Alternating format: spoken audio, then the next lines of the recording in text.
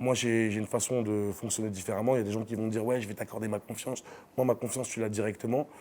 Et par contre, la trahison, ça me brise le cœur. Et j'ai pas envie d'avoir le cœur brisé parce que quand mon cœur il est brisé, je le ramasse déjà. Tu sais, j'ai du verre plein les mains, j'ai du sang, ça coule et j'ai envie de te niquer ta mère. Ils vont racheter Paris, laisser Cario. Toute une jeunesse propulsée dans le crime. Donne les sous-bois au bordel de Rio. Y'a de moins en moins de postulants à l'usine.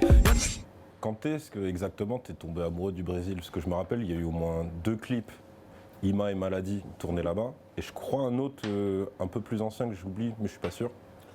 Non, il était tourné au Mexique. D'accord, C'était, ok, c'est Heisenberg. Et Ima et Maladi, je te mens pas, ça s'est fait sur une opportunité où j'étais invité au festival Varilux au Brésil pour défendre le film Tour de France avec Gérard Depardieu. Et quand je suis là-bas sur une période d'une semaine, je me dis ça serait con de ne pas en profiter et de déplacer une équipe de tournage sur place, d'essayer de dépêcher des lieux et tout pour faire ces 2 clips. Mais en même temps, Ima et Maladi, très clairement, je ne vais pas dire que je les affectionne pas, mais c'est pas mes préférés. C'est-à-dire que tout ce que j'ai fait depuis Genium ne meurt jamais, c'est vraiment des morceaux que je kiffe. Mais je trouvais ça dommage en fait d'avoir fait ça au Brésil, tu vois, avec tout ce que j'ai vu en termes L'ambiance et tout. d'image et tout, ouais, en termes d'ambiance, de vie, etc. Je pense qu'à ce moment-là, j'avais pas capturé ce que je voulais du Brésil. Ok. Et alors du coup, ouais, c'est quoi qui t'a accroché le plus dans ce pays-là? C'est la liberté totale de vivre comme tu veux, c'est-à-dire que, tu sais, le truc des favelas, les gens ils voient beaucoup un truc dangereux, pauvre, etc. Moi j'y vois une zone de non-droit et d'anarchie totale. Mais l'anarchie, ça dépend de quel point de vue tu te bases. C'est-à-dire que tu peux prendre l'anarchie où tu appliques la loi de Darwin et c'est la loi du plus fort, comme tu peux être respectueux, porter les courses de quelqu'un, mais c'est pas dans une contrainte d'une obligation, d'un système. C'est-à-dire que la non-assistance à personne en danger, tu ne l'effectues pas parce que c'est dans tes codes moraux, etc. Mais tu n'es pas confronté à un truc de loi de non-assistance à personne en danger. Tu ne sens pas dans la contrainte d'aider, si tu veux, pour obéir à quelque chose. C'est pas, c'est sans la peur d'une autorité en fait. Ouais, ouais, ouais. Et même, ça peut paraître bizarre ce que je vais dire, mais moi je l'ai vécu. Le tribunal du trafic, il faut savoir qu'au Brésil, à Rio, beaucoup, dans certaines favelas, la police ne rentre pas parce que c'est beaucoup trop dangereux et ça crée des affrontements armés directs. Et si tu veux, la vie sociale dans la favela, elle est gérée par les trafiquants. Et donc, quand on te dit ça, tu t'attends à un truc à la Jack Sparrow. Ouais, tuez-le! Alors que pas du tout. Ils se prennent la tête, ils étudient, ils trucs. Évidemment, les sanctions sont très lourdes. Comme de l'autre côté, elles peuvent être très justes. Et en vrai de vrai, j'aime bien ce truc de Robin des Bois, de communauté, De micro-société ouais, un peu. de micro-société, ouais. De micro-société, un autre modèle social. J'aime bien ce truc-là. Dans le sens où je ne vais pas m'encanailler dans les favelas ou quoi. J'essaie vraiment de comprendre, d'étudier un autre, comme je t'ai dit, un autre milieu social, une autre culture. Et puis aussi, tu manges bien. Ça, Ah oui. c'est un argument, ouais, forcément. Et les meufs? Justement, quand tu vas parler du Brésil, le truc des meufs, quand moi je suis allé au Brésil, évidemment, les Brésiliennes, super. Mais en fait, si tu veux, au Brésil ou à Rio, il y a 7 meufs pour un mec. Ah ouais, effectivement. Donc, c'est elles qui sont en chacal sur Watt. Même, tu vois, moi je suis pas connu là-bas ou quoi, mais les meufs, elles viennent te parler, les trucs, etc. Et puis même, il y a un truc que je kiffe de ouf, c'est que quand tu regardes sur les images, tu vois des meufs en string sur la plage de Copacabana et tu dis, ah les salopes. Quand je te dis ça, c'est vraiment la réflexion que moi j'ai de base. On en revient par rapport à mon milieu social. Quand on regarde nous en bas de la cité, sans sortir de la cité, sans aller sur Paris, sans côtoyer d'autres gens, dans une fermeture d'esprit totale, vu qu'on n'est jamais confronté à ça, on va se dire ça, oh les salopes. Et j'ai pas envie de l'édulcorer. Et quand j'arrive au Brésil et sur la plage de Copacabana, si tu veux, il n'y a personne qui regarde personne parce que, comme je te dis, c'est dans une liberté totale. C'est-à-dire que la meuf qui est super bonne de ouf, elle peut bronzer cul à l'air, comme moi qui suis gros, peut me mettre torse nu, il n'y a personne qui va me regarder. Tu sais, personne n'est complexé, ça n'existe pas ce truc-là. Si tu veux, ce qui va définir ta beauté, c'est vraiment ta personnalité et ta façon de te comporter avec les gens, tu vois. Il y a des gens qui sont très avenants et quand après tu apprends leur position, tu te dis ah ouais mais quand même. Donc ouais, pour le coup, pour ceux qui connaissent pas du tout le délire musical de là-bas, si tu peux expliquer, parce que peut-être des gens, tu vois, s'imaginent que ça va être de la funk brésilienne, etc. Si tu peux expliquer musicalement et rythmiquement surtout. Bah justement, quand tu regardes même la pochette qu'on a faite avec Fifou, c'était justement marrant de le prendre au pied de la lettre et de le comprendre comme un journaliste généraliste va comprendre le rap français. C'est-à-dire totalement à côté de la plaque. Ah, c'est de la funk brésilienne, bah. C'est ça, le cliché. Alors tout que ça, pas du tout, ça n'a rien à voir. C'est une musique très, très urbaine et ça s'identifie que par un truc, c'est le poum tchak tchak, poum tchak, poum tchak tchak. Après, eux, ils ont une manière d'enregistrer, moi, qui ne me convient pas, dans le sens où ils enregistrent d'abord des mélodies ou même des paroles finies et ils reviennent dessus sur des beats. Et moi, j'ai besoin de la prod, tu vois. De la prod finie pour Ouais, poser dessus. ouais, pour m'inspirer de ça et tout. Donc j'ai essayé de faire des morceaux au Brésil et tout.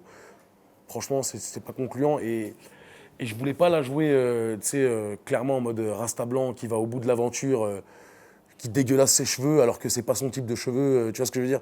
J'ai préféré porter une perruque en studio et, et sur les clips. Ah, ça veut dire en studio, t'as posé avec la perruque en vrai? Non, non, non. Il fait beaucoup trop chaud dans la perruque. Par contre, je fais tous les concerts avec la perruque. Ah ouais? Ah ouais. Ok. Ouais, parce que j'ai vraiment envie de marquer un épisode, c'est-à-dire que si même je suis amené à faire un autre Johnny de Sao Paulo ou Johnny de Janeiro 2 ou quoi, je veux vraiment que ce soit un épisode dans ma carrière et essayer de ramener aux gens qui m'écoutent ou qui peuvent m'écouter un personnage comme tu verrais dans un film. C'est-à-dire que c'est Johnny de Janeiro et j'accepte de le jouer à fond. Et en plus, c'est inspiré d'un film qui est Il était une fois dans le Oued. Tu vois, quand on voit le personnage d'Abdel Bachir, moi je le trouve extraordinaire ce personnage parce que c'est vieux maintenant par rapport à nous. Mais à ce moment-là, il y avait plein de blancs qui, sous l'influence des quartiers, se prenaient pour des Arabes. Et maintenant, les Arabes se prennent pour des Latinos. Tu vois, sous une influence narcos, etc. Et je me suis inspiré aussi d'un, je ne sais pas si tu connais un YouTuber qui s'appelle Mohamed Eni. Ah bah si, ouais. C'est vraiment ça. Ouais, Sadek, il est parti au Brésil, il a mis une perruque, il se prend pour un Brésilien. Bah ouais, logique. Tu vois. Grosse dédicace à toi, Momo. Et alors ouais, il y a un truc, c'est que vous êtes lâché un peu niveau sample. Alors, déjà ouais, je vais te demander avec quel compositeur t'as bossé sur cet album? J'ai bossé principalement avec Yann Dacta et Red Nose. Ok. Je bosse avec eux depuis Nick le Casino. On bosse en symbiose, j'expose mes idées, etc. Et puis c'est les mains et le cerveau de toute la composition. Et ouais, ça se passe très bien. Et je voulais pas en même temps aller chercher des compositeurs brésiliens parce que pour moi, ça n'a aucun sens, dans le même sens que demain, je m'en fous d'une prod de Murda Beats. Tu vois, je préfère une prod de DSK and the Beat. Et je suis sûr qu'un 6ix9ine, il écouterait une prod de DSK and the Beat ou je ne saurais pas te les citer là comme ça, mais de Punisher, de Double X ou quoi, il la prendrait plus qu'une prod de Murda Beats. C'est-à-dire qu'au bout d'un moment, il ne faut pas rejeter le savoir-faire français et ce qu'on fait en France. C'est pour ça que même sur mes réseaux sociaux en ce moment, je fais de la funk brésilienne en français, avec tout ce que ça comporte. C'est-à-dire que je ne veux pas reprendre les codes exacts de la funk brésilienne, parce que c'est des codes qui leur appartiennent et qui sont ancrés dans leur culture. Mais ma musique que je fais actuellement sur Johnny de Janeiro, elle est d'une inspiration brésilienne et d'une inspiration d'un voyage, et c'est pour ça que je ne le renie pas. Alors il y a 3 instrus qui m'ont frappé. La première c'était Somnambule, parce que en fait ça reprend un ancien tube un peu électro-dance et tout. C'est le truc. Non, Somnambule, c'est la comptine de Alors, Comaneci. attends, Oh putain, comment j'aime trop te reprendre. La vie de ma mère, tu la gardes. Tu sais, lui qui aime trop reprendre les gens. Excuse-moi, tu disais t'es mort. Effectivement, Somnambule, c'est Marabout, bout de ficelle. Ouais, c'est ça, c'est ça. Trois petits chats, trois petits chats, trois petits chats, chat. Donc t'as ça, t'as Tout pour elle, qui est le truc dance ouais. à l'ancienne. Par contre, j'ai pas le titre. Le tananana. Voilà, c'est ça le titre. Voilà. Tananana. Et t'as Tetris qui, comme son nom l'indique, reprend la musique de Tetris, le jeu. Ça, pareil, les 3, ça part de toi ou tu veux te taper un délire dessus? C'est un travail. Ah non, collectif. alors pour Tout pour elle, soyons vraiment francs, c'est Yann Dacta et Red Nose. Je leur dis, hey, les gars, vous avez encore des prods et tout? Non, ils me font écouter ça et ils sont pas trop convaincus. Je leur dis, venez, on retape et tout, c'est génial. Ils me disent, ouais, mais c'est la mélodie de truc. Je lui dis, mais c'est génial. C'est ça que je veux faire. Et j'ai pas envie, au bout d'un moment, de faire genre, j'ai pas. Non, c'est pas ça. Mais oui, c'est ça. Et alors? Tu sais, la musique, c'est un. Rien ne se perd, rien ne se crée, tout se transforme, et c'est toujours un cycle. C'est-à-dire que cette mélodie qui nous parle à nous parce qu'on est plus âgés, des petits jeunes, ils l'ont jamais entendue. Et même si, au bout d'un moment, ils vont croire que c'est moi qui l'ai créée et qu'ils vont être déçus en découvrant qu'en vrai, il y avait une originale, ça permet de perpétrer la culture, la tradition. Si demain, je suis attaqué en droit dessus ou quoi, pas de problème, parce que au moins, je l'aurais fait, je me suis fait mon kiff. C'est ça qui est important. Tetris, c'est libre de droit, par contre. Tetris, quand on a repris Tetris, je regardais Kamas et je leur disais, ouais, mais là, c'est trop gros, peut-être qu'on va se faire niquer. Et bon, évidemment, on fait nos recherches et on voit que c'est libre de droit, on se dit, allez, on fonce, c'est marrant. Et puis, c'est même pas Tetris, c'est Tetris. Et puis, c'est un peu dans un puzzle de Tetris, et puis les lignes, clairement, qui font référence à la cocaïne, tu vois, qui est devenu un vrai fléau tabou de toute notre jeunesse. On en voit partout, les trucs, etc. Et ça crée des réactions et en chaîne et plein de problèmes et trucs. Et comme c'est tabou, tout le monde ment dessus, tu vois. Et ça rend triste. Ouais. Tu vois, ça rend triste. C'est pour ça que je voulais parler de Tetris, de la destruction, de l'autodestruction, des idées mal dirigées. C'est-à-dire que moi, j'ai jamais compris le concept de faire des émeutes en bas de chez soi ou de faire des manifs à Bastille. T'as une phase où tu le dis d'ailleurs, genre faites-les en bas de l'Elysée. Et même, je précise, dans le 5, dans le 7, dans le 15, dans le 6. Tu vois, dans le 5, dans le 6, dans le 15, dans le 16. Pourquoi? Non, c'est pas 93. Il n'y a aucun ministre qui habite dans le 93. Il n'y a aucun ministre qui habite dans le 92. Il n'y a aucun ministre qui habite à Strasbourg, à l'Elzo ou à Marseille, dans les quartiers nord, dans le 15e. Vous voulez vraiment déranger? Tapons là où ça fait mal. C'est un peu logique, en fait. Pourquoi est-ce qu'on va se faire du mal à nous? Même si, en vrai de vrai, on sait que dans les quartiers, tu brûles pas la voiture de ton voisin, comme on aimerait bien le dire. Tu brûles la carcasse qui dérange depuis je sais pas combien de temps. Même ça, pourquoi, si on veut vraiment déranger, si on veut vraiment faire mal, je te parle d'une intention de révolte, soyons logiques. Allons brûler les voitures des ministres, allons brûler des DS5. Si on veut faire quelque chose, si on veut vraiment déranger, allons là où ça fait mal. Moi, je me rappelle quand il y avait les manifestations pour le CPE et tous ces trucs que j'avais vécu, on s'est rendu à la mairie du Raincy, et le fait qu'on les dérange là où ça fait mal, on a obtenu un rendez-vous avec le maire. Ou on fait rien, ou on le fait bien. Ou on fait vraiment, ou on fait rien. Une vraie révolte face aux responsables, quoi. Pas... Tu sais, même je l'avais dit pour rigoler avec Fif, je sais même pas s'il l'a gardé dans un boost zapping ou quoi. J'ai dit à un manifestant, c'est juste un habitant qui n'a pas les couilles de faire la révolution. Moi, je suis pas pour la manifestation. Soit on brûle, soit on ferme sa gueule. Et il y a un ami à moi qui avait sorti dans un texte de rap quand on était petit, quand on est pauvre, on n'a pas le temps de se plaindre. Je suis d'accord avec ça. Alors, soit vraiment c'est aller trop loin, et dans ce cas-là, on part en révolte, Django, Wakanda, tu vois tout ce que tu veux. Soit on ferme nos gueules et on suit le système. Et c'est comme un autre truc, je sais même pas pourquoi je rebondis dessus, mais j'ai l'impression de faire le doc gynéco quand je vais te dire ça. Mais moi, il y a des prises de position qui me dérangent. Dans le sens où, quand on voit un truc comme Macron, qui dit au mec qui est en face de lui, qui est horticulteur, excuse-moi, toi, s'il te plaît, trouve du travail pour un horticulteur. Si vraiment tu veux faire as, va jusqu'au bout de ta démarche. Moi, j'ai commencé le rap avant le streaming.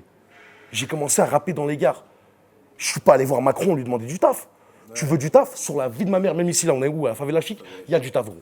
Il y a du taf. Arrêtez de faire les mythos, il y a du taf. Donc, c'est-à-dire, parce que des gens vont peut-être le comprendre différemment. Ils vont se dire, ah, mais du coup, il est d'accord avec moi. Regarde, c'est comme un autre truc. Je vais te dire un truc. Moi, je suis spirituel, c'est-à-dire que je ne vais pas dire que je suis religieux, mais je suis travail, persévérance, karma. Et karma avant tout. Et je crois que qui fait du bien a du bien. Et je pense qu'il y a énormément de choses qui sont bonnes dans les religions. Et il y a un truc dans la religion musulmane, c'est que quand tu fais l'aumône, tu prends ce qu'il y a dans ta poche et tu le donnes. Et tu ne regardes pas ce que tu donnes. Il m'est arrivé une phase comme ça, où j'étais dans le 9e arrondissement. Donc je fouille dans ma poche, je donne les pièces que j'ai à un mendiant. Et il me regarde comme un... Je lui dis, écoute-moi bien, t'as deux bras, deux jambes, va braquer, nique ta mère. Et j'étais avec des gens du cinéma et tout, ils me regardent, oh mais attends, Sadek, c'est pas très légal là. Quand j'avais rien, j'ai jamais rien demandé à personne. T'as deux bras, deux jambes, va braquer ou nique ta mère. Va voler, va arracher, va travailler, charbonne. Viens pas nous la jouer à nous, tu vois. Parce que, au bout d'un moment, quand je te dis ça, c'est que quand ce mendiant, il vient vers moi, lui aussi est dans un préjugé où il se dit quoi? Ah, le mec, il est bien. Oui, bien sûr. Il est super riche, etc. Tu captes ce que je veux dire? Tu sais dans quelle position j'étais, moi, peut-être il y a 4-5 ans? Tu sais ce que j'ai fait, moi, pour avoir de l'argent? T'en as absolument aucune idée. Comme j'ai absolument aucune idée de pourquoi t'es dans la rue. Je connais pas ta vie. Un film que j'adore, c'est Requiem for a Dream. Et la scène de la vieille, quand tu la vois dans le métro comme une ouf. Mais au début du film, quand tu vois bien, la vieille, elle est super cool, elle est super bien. C'est le problème. Ouais. Tu vois, moi, je sais pas pourquoi t'es dans la rue. Je sais pas si c'est la faute à pas de chance ou si c'est ta faute à toi et ton karma. Alors, quand je dis ça, je sais qu'il y a plein de gens qui vont venir m'insulter et me dire « Ouais, c'est facile pour toi, t'as eu de la chance, t'as fait du rap. » J'étais déjà bien avant de faire du rap, alors que j'étais pas bien quand j'étais petit. Pourquoi? Parce que j'ai charbonné. Et tous mes amis autour de moi ne font pas de rap, mais on est une communauté où tout le monde charbonne. Tu charbonnes pas, t'es pas mon ami. Je traîne avec les gens par intérêt. Pourquoi je traîne avec les gens par intérêt? Parce que si tu ne me fais pas rire, si tu ne m'apportes pas de bonheur, si tu ne me détends pas, si tu ne me permets pas d'avoir des opportunités qui peuvent me permettre de changer de vie, qu'est-ce que j'ai à foutre avec toi? C'est quoi? C'est la charité de l'amitié? C'est ça que ça veut dire? Ouais, mais ils traînent tous avec les gens par intérêt. Moi, le premier, je traîne avec les gens par intérêt. Si j'ai pas d'intérêt avec toi, je traîne pas avec toi. Après, tu peux avoir des exceptions, genre un ami d'enfance qui n'a pas forcément réussi, qui n'est pas dans le délire charbon. Tu éprouves du plaisir ou pas? Ouais, parce que tu sais, c'est. Il y a un intérêt. Ouais. Il y a un intérêt de plaisir. Ah oui, c'est-à-dire, ouais, faut bien préciser, quand tu dis par intérêt, c'est pas que intérêt financier, c'est Bah non, mais tout ce qui te fait du bien dans ta vie. l'intérêt financier, si tu regardes bien, il arrive presque en dernier de la liste.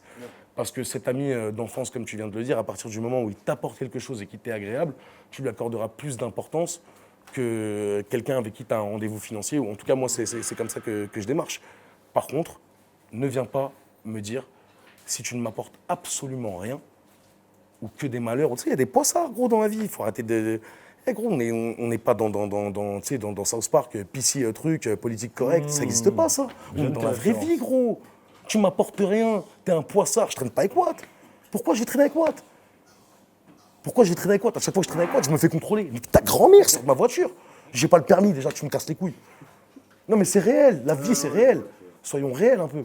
Après, est-ce que tu vas jusqu'à être proche de gens uniquement par intérêt, dans le sens où tu dis, c'est un gros fils de pute, mais allez, il peut m'apporter? Non, parce qu'en fait, je sais pas combien de temps j'ai sur Terre, et j'aime bien bâtir des relations de longue date. Et moi, j'ai une façon de fonctionner différemment. Il y a des gens qui vont me dire, ouais, je vais t'accorder ma confiance. Moi, ma confiance, tu l'as directement. Et par contre, la trahison, ça me brise le cœur. Et j'ai pas envie d'avoir le cœur brisé, parce que quand mon cœur il est brisé, je le ramasse déjà. Tu sais, j'ai du verre plein les mains, j'ai du sang, ça coule, et j'ai envie de te niquer ta mère. Donc, je t'accorde ma confiance une fois. Et on a tous des lecteurs en nous. Tu sais, on sent l'être humain. J'ai pas envie de parler avec tout le monde. J'ai pas envie de parler avec tout le monde. Et je suis pas dans le truc de Drake. J'ai pas fait de Gracie, moi. No new friends. Non, toujours new friends. Ouais. New friends, tous les jours, tu vois. T'es grave marrant, t'es bon délire, la vie t'a mis sur mon chemin. Pourquoi pas? Mais, tu sais, j'ai un ami à moi qui monte un projet qui est très très cher, tu vois. Et il y a 2 semaines et tout, il a eu une vraie opportunité business avec un mec qui était prêt à investir sur son projet et tout. Et à la fin du rendez-vous, je lui dis, alors c'est bon, c'est dans la poche? Il me dit quoi? Il me dit, écoute, j'ai pas signé. Je lui dis, espèce de trou du cul, tu l'avais au bout de la main, un truc comme ça. Il me dit, tu sais quoi, je vais te dire un truc, ce projet-là, c'est mon bébé, et je l'ai pas signé parce que je le sens pas. Il sentait pas le mec. Ouais. Ouais. Il avait les 300-400 000 euros. Hein. Tu sais, c'était juste baisser un peu la tête. Oh oui, merci beaucoup. En vrai, non. En vrai, non, parce que si tu acceptes de traîner, comme tu as dit, avec des fils de pute, si tu acceptes de traîner avec des fils de pute, ne t'étonne pas qu'il t'arrive des fils de puterie. C'est vrai aussi, ouais. Ah ouais. Oh non, pourquoi toujours moi? Bah parce que tu traînes qu'avec des fils de pute. Il y a des choses qui, pour moi, n'arrivent qu'aux autres. Alors ouais, il y a un truc, juste pour revenir sur la phase sur l'horticulteur, parce que j'ai peur qu'on comprenne mal un truc que tu as dit, c'est qu'en fait, toi, tu lui dirais, bouge ton cul, fais autre chose, personne t'a forcé à faire cette formation, mais en même temps, tu lui dirais peut-être pas ça si t'es le président de la France. Pourquoi? Bah, je pense que c'est ça qui a dû choquer les gens. Bah justement, le problème, c'est quoi? C'est que, tu sais, il y a... Un pote peut lui dire ça. Non, tu sais, je vais te dire un truc, on a toujours reproché au...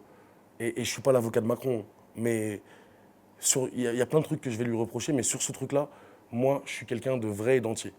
Je suis absolument pas d'accord avec l'opinion publique, dans le sens où, je te mets toi, regarde, imaginons que moi, Sadek, je suis président de la France, tu es horticulteur, tu viens te plaindre d'un truc que tu as totalement choisi, qui est très spécifique.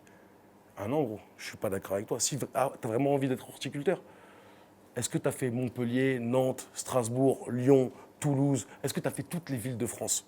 Est-ce que tu as fait tous les postes à pourvoyer pour être horticulteur?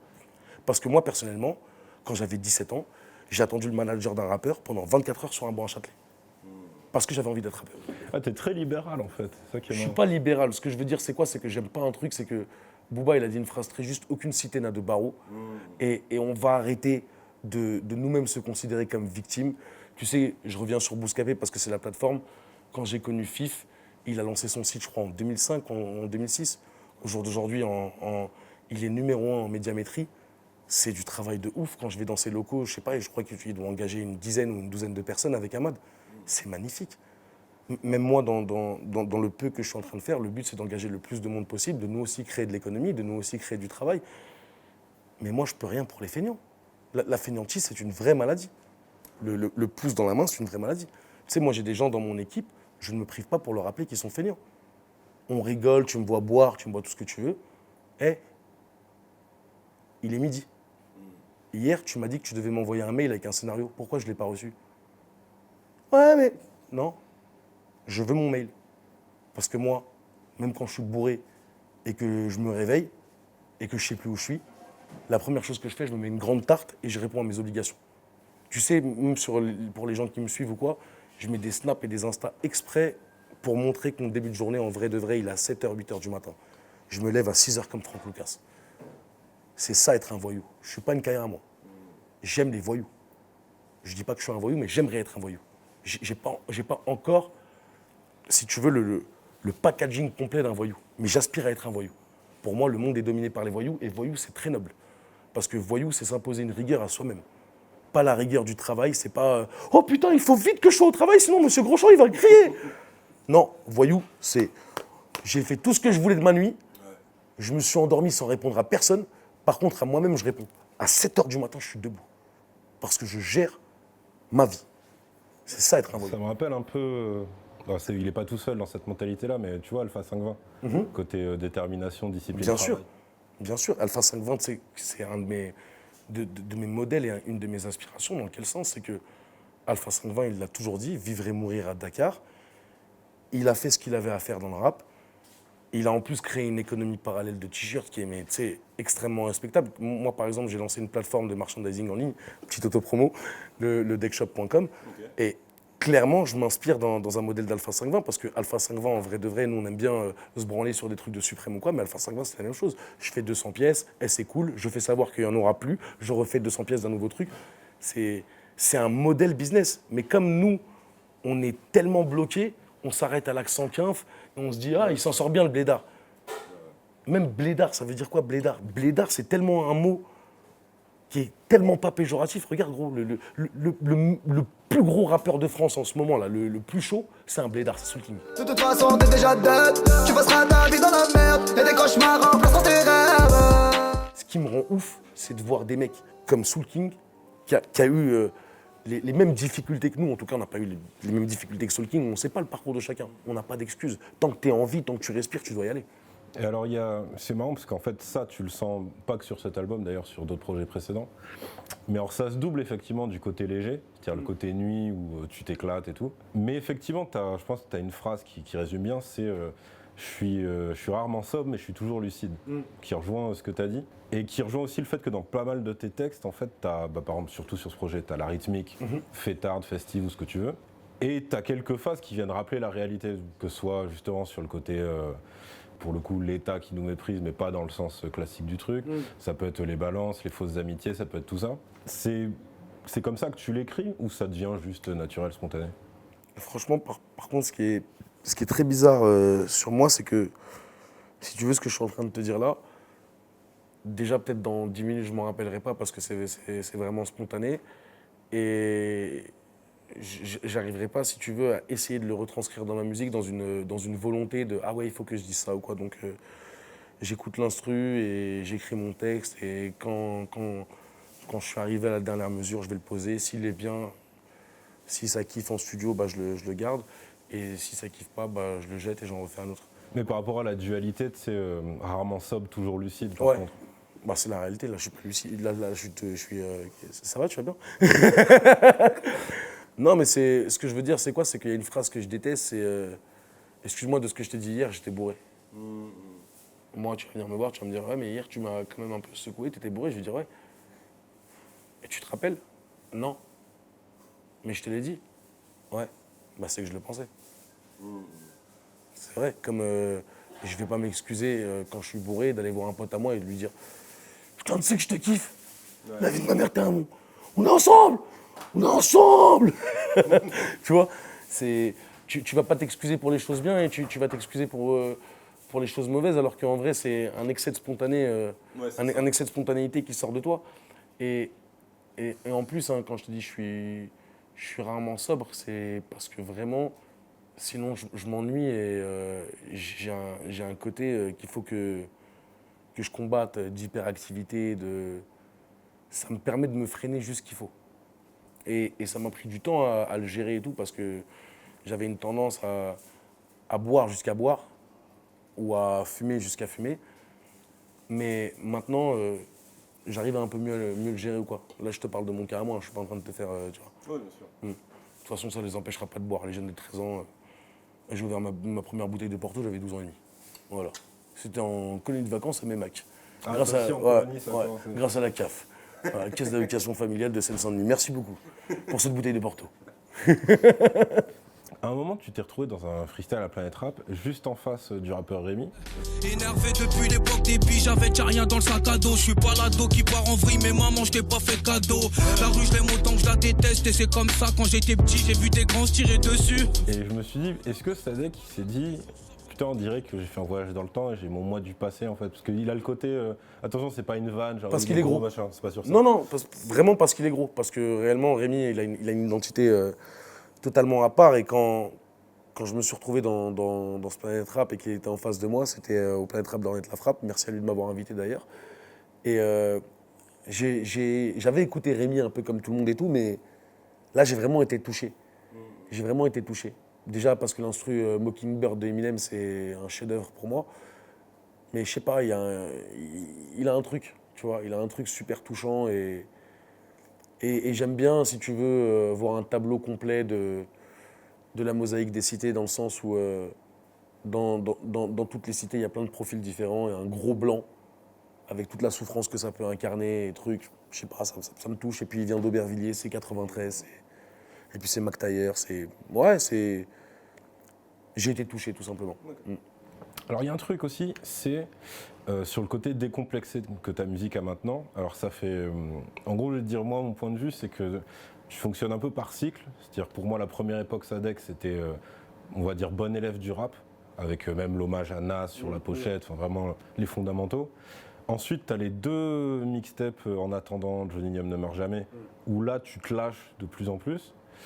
Après, tu as l'album Johnny Nium ne meurt jamais, ça suit la lune. Et après, tu as Nick le Casino, qui, pour moi, structure un peu la ligne vulgaire, violent, ravi d'être là, et Johnny de Janeiro. C'était trop fort, c'est exactement ça. Ah, c'est ça ? Ok, d'accord. C'est exactement ça. C'est clairement quand j'ai fait le film avec Depardieu, Dieu merci, j'ai touché un bon billet que j'ai su fructifier et qui m'a mis à l'abri, dans un sens où je ne fais plus de la musique en pensant à un objectif.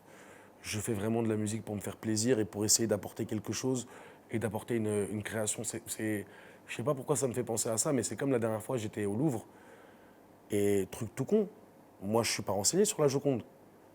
Je prends une meuf du Louvre et je lui dis, excusez-moi, mais qu'est-ce que la Joconde, qu'est-ce qu'il fait?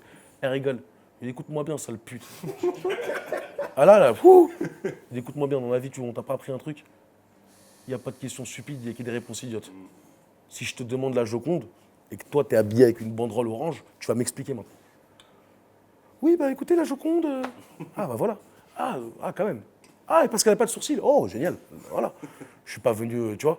J'aime bien me renseigner sur les trucs. Parce que du coup, tu as un truc qui se sent vraiment dans ta musique aujourd'hui, c'est que, en gros, je suis là pour m'éclater. T'as même plus le côté compétiteur pur que tu pouvais avoir à une époque. En gros, c'était si je fais un feat, il faut que je couche le mec. Si je fais un freestyle, il faut que je les couche tous. Si je sors un album, il faut que ce soit le top 1. Maintenant, j'arrive bourré en freestyle. Je pense plus à ce que je vais manger après que... Ah, franchement, vous avez de la chance quand j'arrive à en faire un sans balbutier. Non, mais c'est... Tu sais, au début, comme j'ai jamais été un grand sportif, j'ai cru que j'allais me venger sur le rap, mais... Et en plus, tu sais c'est quoi? C'est que j'en ai couché des gens sur des featuring. Ils puent la merde, les morceaux. Ils puent la merde, les morceaux. Je me rappelle même pas c'est quoi. Tu viens, tu fais une perf sur un couplet alors que tout le monde s'attend au refrain. Ton refrain, il est bâclé, tu vois. Quand j'écoute un morceau comme Rimka Nino, très clairement, pour moi, il y a une symbiose et une harmonie. Et c'est ce qui fait que c'est génial. Le couplet de Rimka, il est génial. Le couplet de Nino, il est génial. Le refrain, il est parfait. Parfait pour moi, tu vois, mais...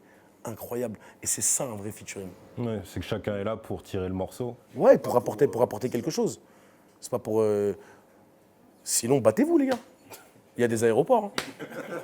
Et pour toi, Hakim. ouais, ça se sent aussi sur le côté débridé que tu peux avoir, que tu n'avais pas forcément au début. Parce que c'est vrai que. Alors moi, je me rappelle par exemple d'un morceau de toi au début, c'était Secret. Et je me suis dit, putain, il est allé loin, parce qu'en gros, tu as un couplet, c'est un storytelling sur un boxeur gay refoulé. Enfin, pas gay refoulé, gay qui cache son homosexualité. Putain, je savais même pas que tu te rappelais de ça, toi. Si, et je me suis dit, mais en fait, il ferait jamais ce morceau-là maintenant. Pas par rapport au côté homo, mais par rapport au côté. Par rapport au côté chiant du truc. Ouais, c'est ça. Ouais, je capte ce que tu veux dire, mais à l'époque, quand je l'ai fait, je croyais que j'étais porteur d'un truc, de parler d'homosexualité dans le rap. Et parce qu'il y avait un truc qui me dérangeait, c'est que le fait de ne pas aborder du tout le sujet, c'est-à-dire qu'on ne peut pas en débattre et que c'est tabou. Et pour moi, ce qui est tabou est malsain. C'est-à-dire que l'homosexualité n'est pas un truc qui me pose problème. Comme de l'autre côté, je te le dis clairement, j'ai un gros problème avec la Gay Pride au jour d'aujourd'hui, qui est clairement une scène de pornographie en pleine rue et qui est de l'exhibition et qui ne devrait pas avoir lieu. Parce qu'au bout d'un moment, nous, on est hétéros. Demain, si on avait un bal des hétéros, j'encule pas ma copine sur une voiture. Je traîne pas ma copine en laisse. Je mets pas une carotte dans le cul de ma copine et vas-y, avance, il faut que tout le monde le voit. Chose que j'ai vue pendant la Gay Pride, je suis parisien. Depuis 1 ou 2 ans, je suis parisien.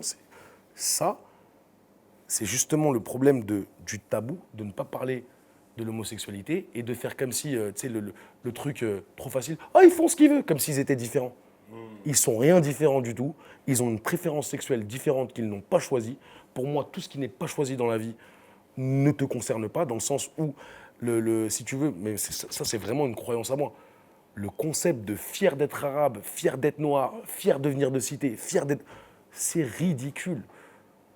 Tu as juste participé à la roulette de la vie. Pour moi, c'est comme si quoi, t'es devant une roulette, tu vois, la vraie roulette rouge-noir, et t'as rien parié, et ça tombe sur le rouge ou le noir. Ah t'as fait aucun choix. C'est tombé sur toi, c'est tombé sur toi.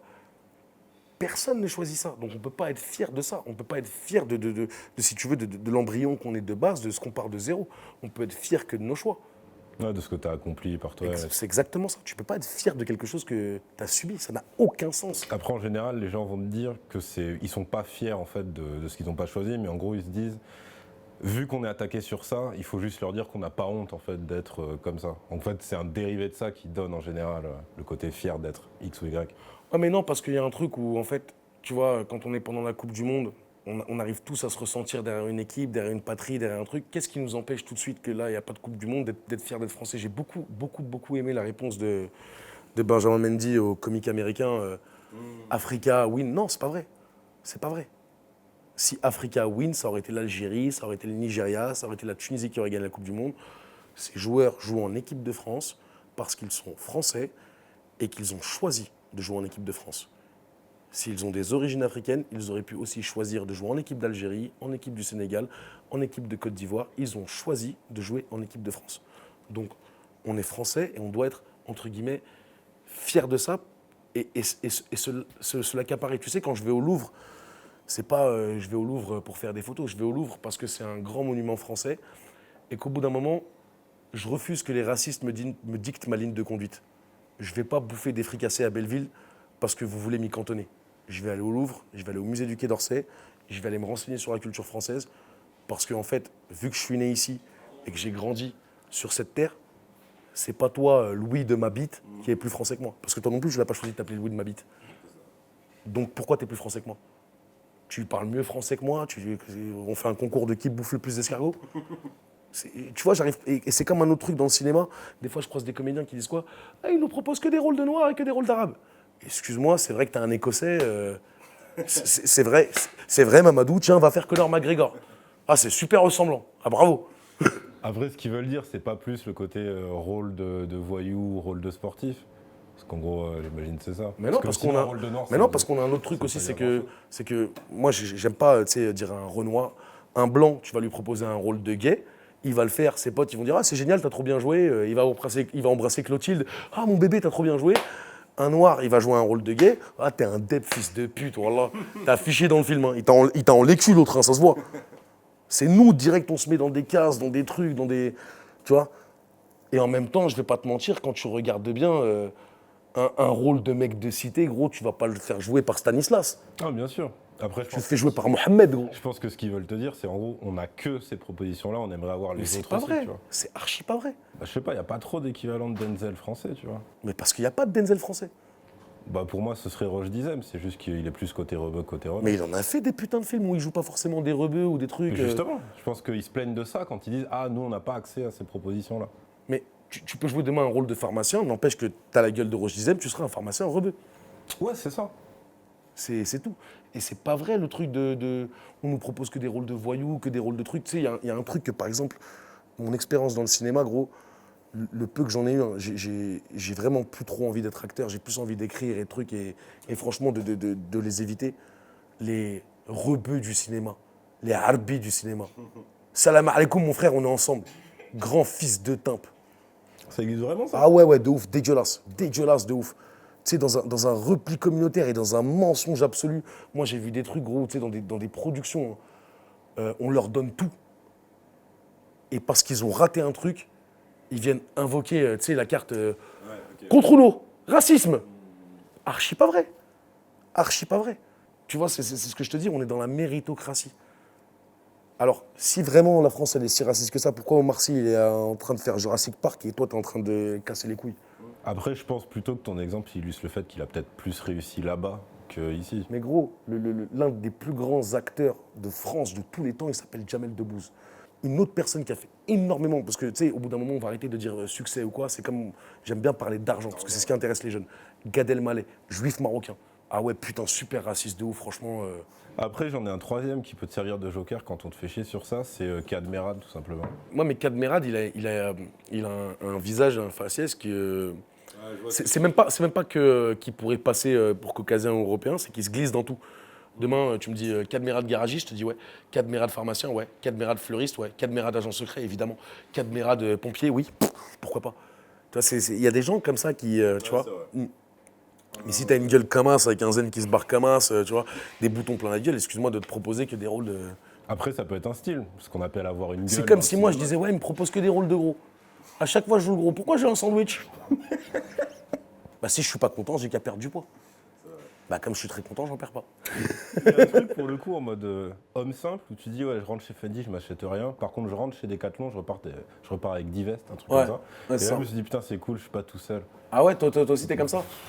Bah ouais gros, bah ouais franchement. Bah ouais.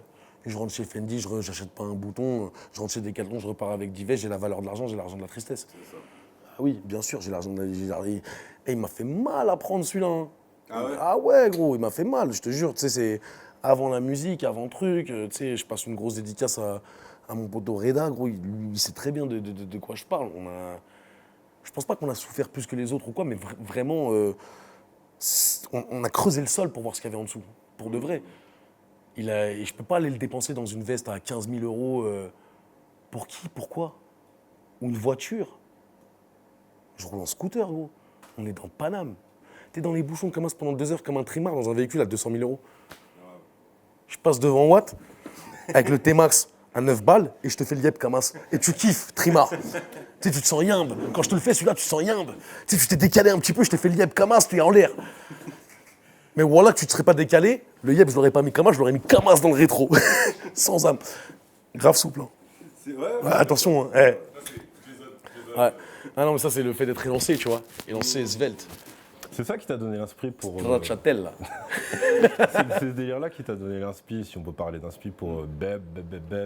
Tu sais quoi, Beb Beb Beb, genre j'avais fait un refrain super compliqué de ouf, avec voilà les mots et tout. Et pendant que j'étais en train de le réécouter, en même temps je faisais Beb Beb Beb Beb Beb. Et l'ingé Yann Dacta, bah, justement, qui. C'est pas l'ingé, en vrai, c'est Yann Dacta et Reno, c'est les compositeurs. Et Yann, il prend sur son temps pour m'enregistrer, il me dit T'as fait un truc là? Et je dis ouais, bep, bep, bep, bep. Mais j'étais en train de rigoler, il me dit ah ouais, mais essaye en refrain et tout. Et je le trouvais bien. Je le trouvais bien de ouf. Et après, ça m'a inspiré sur d'autres refrains et trucs. Et où je me rends compte qu'un refrain, c'est une vibe. C'est ça. Un refrain, c'est une vibe. Un gimmick peut mieux marcher qu'une longue phrase très complexe. Bah de ouf. Ouais. Mais encore, faut trouver le bon gimmick. Tu sais qu'il y a un morceau qui me rend ouf en ce moment, c'est le ramener la coupe à la maison. Ah ouais. Et j'ai jamais eu autant un morceau dans ma tête de ma vie. En plus, ouais, tout était, le timing était là, tout était... Moi, je chante pas en mode VG Dream, je le chante en mode un peu Obispo, un peu Michel, ramenez la coupe à la maison, allez les bleus, allez. C'est qu'un, tu sais, je m'imagine un petit piano, tu vois. 20 ans après, c'est le moment. Du coup, parce que ça, c'était aussi un truc que tu as dit dans la Bouscasman, les fameuses blagues téléphoniques, Ouais. plus celle de l'ascenseur avec Nino et tout. Et du coup, je me demandais, en fait, à ton début de carrière, est-ce que tu faisais exprès d'être sérieux? Non, j'essaie de... Vraiment, à mon début de carrière, c'était aussi un peu un truc aussi où j'étais dans autre chose, où... je comprends, hein, je comprends le phénomène de posture, de tenir une posture, tu vois. C'est comme, je reviens sur PNL, moi je suis sûr que PNL, ils doivent être des bars de ouf. Ouais. Tu vois, en vrai de vrai, demain tu vas capter Ademo ou NOS, il va pas te recevoir comme as. Ouais. Tu vois, et en vrai, quand tu es dans une posture, c'est parce que tu veux montrer quelque chose à quelqu'un. J'ai plus envie de montrer rien à personne, j'ai juste envie de m'amuser. Je suis un mec qui kiffe gaulerie de ouf, qui en vrai... j'ai beaucoup de respect pour moi, mais j'ai pas d'estime dans le sens où tu sais pas qui je suis, bah non, c'est pas qui je suis, c'est pas qui je suis. Et ouais, Tu bosses sérieusement, mais tu te prends pas au sérieux. Ouais, mais tu sais, même Fif, encore je reviens sur Fif, mais il y a déjà eu des vidéos où je dis ouais, mais pas ça et tout, non, à ce moment-là, ça doit bien faire 3-4 ans qu'avec tout ce que tu... Ah, elle débarre celle-là. T'as vu, on voit mon caleçon, il y a un trou. Bah ouais, gros, on est là pour rigoler, on est là pour s'amuser. Tu dis, si j'avais le pouvoir de sauver toutes les otaries, je préférais reformer la mafia Quinfri. Je respecte ton sens des priorités. Ouais. Une bombe nucléaire en Antarctique direct. Ah mais c'est moche en plus.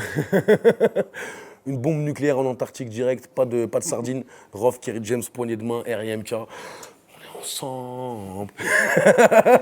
Alors, ensuite, sur le son éponyme, enfin JDJ, tu dis, ouais, imagine un truc révolutionnaire qui changerait ta vie, comme se faire livrer des putes. Mais ça existe déjà, à ma connaissance. Non. T'as des applications pour pouvoir appeler des putes, mais là, je te parle vraiment d'une livraison de putes comme un Uber pute. Ouais, un Uber pute. Uber pute. Okay. Katrina sera là dans 25 minutes. Okay. Un Uber pute, ouais. Ouais, il y a longtemps, dans une interview, tu avais dit la nouvelle génération vit des trucs extrêmes et tout. Et pour moi, c'est à nous de le raconter et pas aux gens qui sont un peu plus anciens que nous, etc. Et c'est vrai que depuis, je sais pas si c'est conscient de ta part, mais tu as un côté plus cash sur le mode de vie, les trucs qui peuvent être sales, etc. C'est aussi parce qu'entre guillemets, je suis plus en activité dans la rue, donc je peux me permettre de raconter d'autres trucs, des trucs que j'ai vécu, etc. Mais même quand je voulais dire ça, c'est-à-dire que le rap est un reflet d'une époque. Vous voulez que le rap soit moins hardcore, rendez la vie moins hardcore autour de nous, tu vois. Et même là, en ce moment, je vois plein, mais de jeunes, mais qui sont en train de tout enculer. Parce que, en fait, ça fait plaisir de voir des jeunes de 20 ans qui rappent comme des jeunes de 20 ans.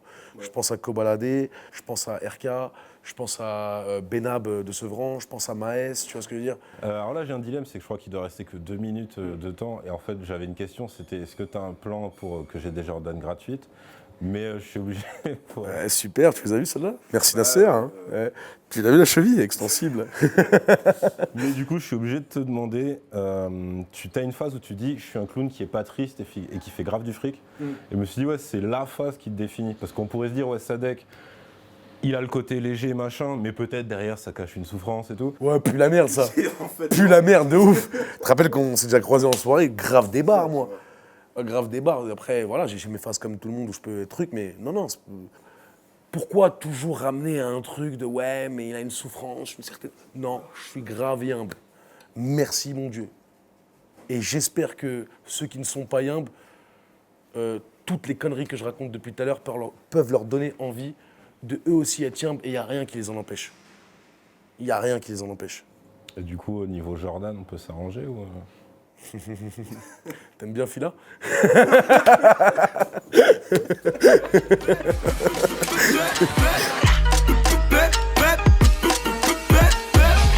sont bloqués, je les dépasse.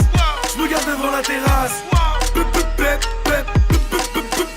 Ça va bien, Hamdoullah, tant que ça va vite. C'est la guerre, je veux qu'on m'enterre au vol à la Babylone, je m'en fous de finir dans 7 à 8.